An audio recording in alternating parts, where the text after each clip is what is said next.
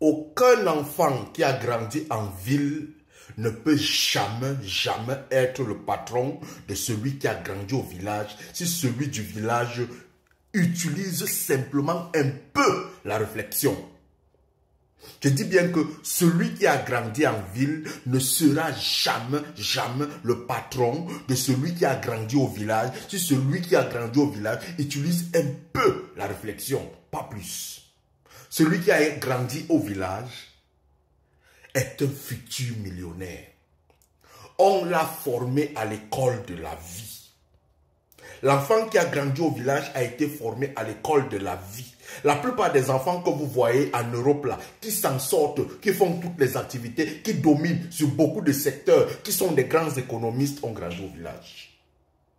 L'enfant qui a grandi en ville, on apprête son goûter le matin, il monte sur la moto, il monte dans la voiture, on va le déposer à l'école. Tout ce qu'il connaît, c'est l'école, retenir, faire ceci. C'est eux qui se comportent comme ceci. Ils commencent à dire que théoriquement, c'est compliqué, ça ne peut pas se faire. Ce que tu dis là, on ne peut pas faire ça. Mais un enfant qui a grandi au village, le matin, il se lève, il va d'abord chercher le bois, épuiser l'eau, il vient déposer à la maison, il prend ses pieds et part à l'école.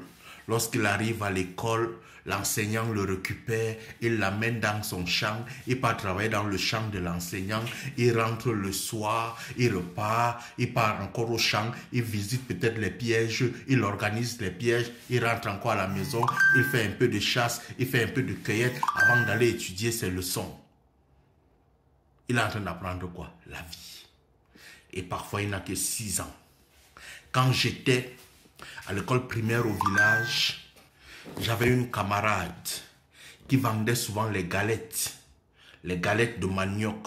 À partir de la classe de, je crois, du coup préparatoire, il venait en classe, il nous vendait les galettes. L'autre vendait un peu de lait dans les papiers comme ça.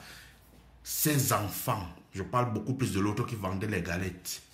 Lorsque la personne est arrivée en classe de 6e, ses parents l'ont poussé vers l'économie sociale et familiale. La personne a commencé à faire les gâteaux. Elle allait en ville, elle faisait les gâteaux, elle vendait, elle partait à l'école, elle faisait les gâteaux, elle vendait. Quand elle arrivait en classe de première, elle avait déjà une boulangerie. La formation était là, dès la base, dès le primaire. Les enfants du village, vous êtes bénis.